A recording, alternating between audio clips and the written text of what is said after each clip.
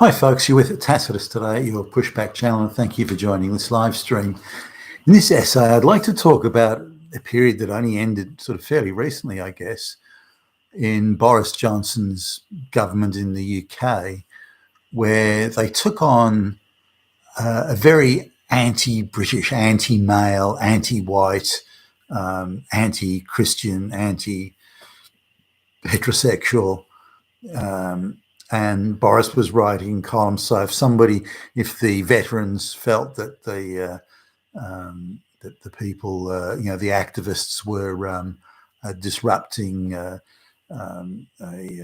day of commemoration for military veterans, then Boris was effectively coming out and saying, well, if those white people have got a problem with it, they're yesterday's people, they're irrelevant. And by the way, they're Nazis anyway, and fascists and so on. So a lot of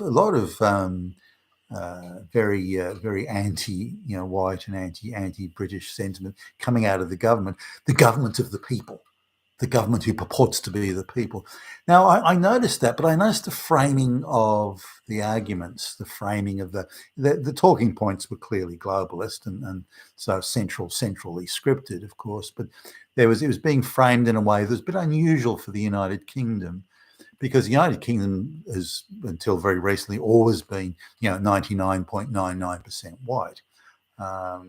So it's hard to have evil white supremacy in a country that's 100% white, excuse me. So they're forcing non-white people into Britain and saying that anyone who doesn't like it is a white supremacist, fascist, Nazi, Hitler, and you know how it goes. So, and this was done without the consent of the local population. If they'd gone to a referendum, it would have been absolutely hammered, destroyed. But nonetheless, so I noticed the way that the arguments of the anti-white arguments being constructed, and how often they involved Christianity and heterosexuality. That seemed to be points that sort of were coming up a lot. So clearly the scripting downtown was taking on a certain shape there for a while. It wasn't that long after the Boris Johnson's government got elected, and it's only finished fairly recently. And I noticed how similar the structuring was to the Jewish perception of how they are an oppressed people in a Gentile world. Something that's taught in their schools, that is harped on endlessly in Jewish literature and in Jewish historical studies. In fact, I think the Jews in their schools, which is usually a very high standard of education, by the way, given the amount of very bright Jews that I've met, but I think they spend as much, if not more, time looking at the injustices done to them by the Gentiles than they do anything else, like more of that than they do like mathematics or something.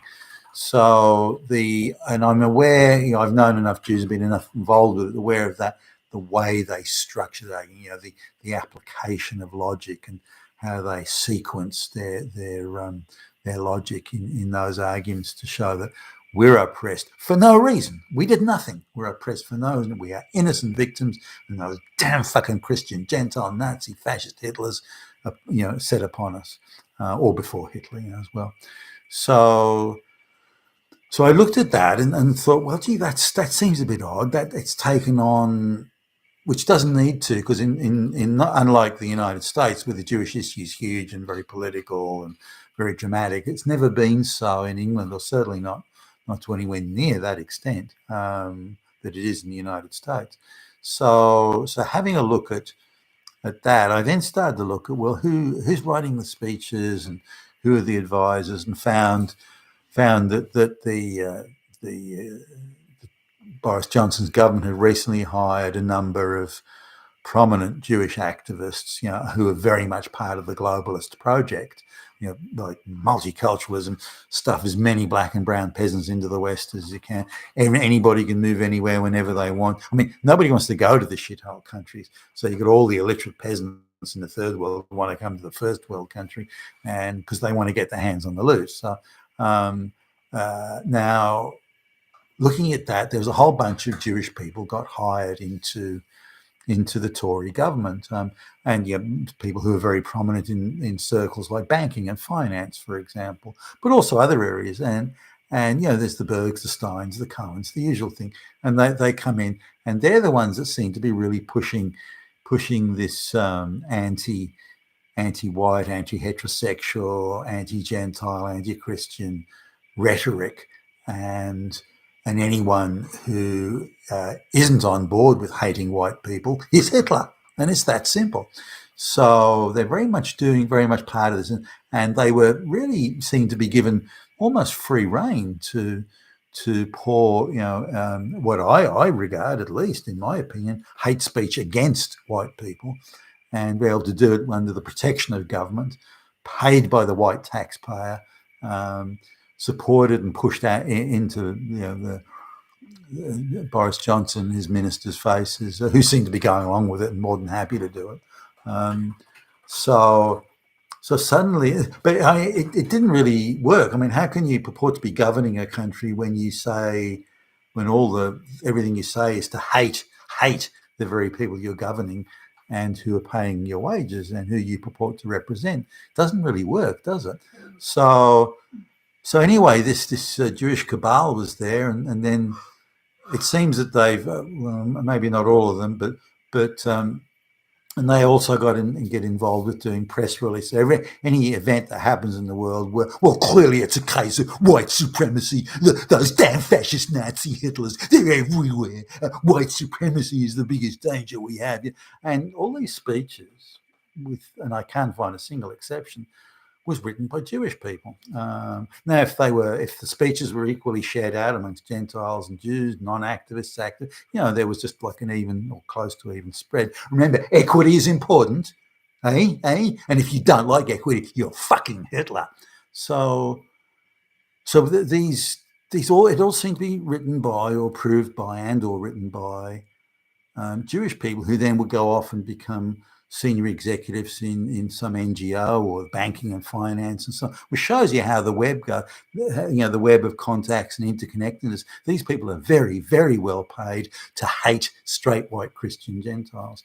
And they're quite good at it.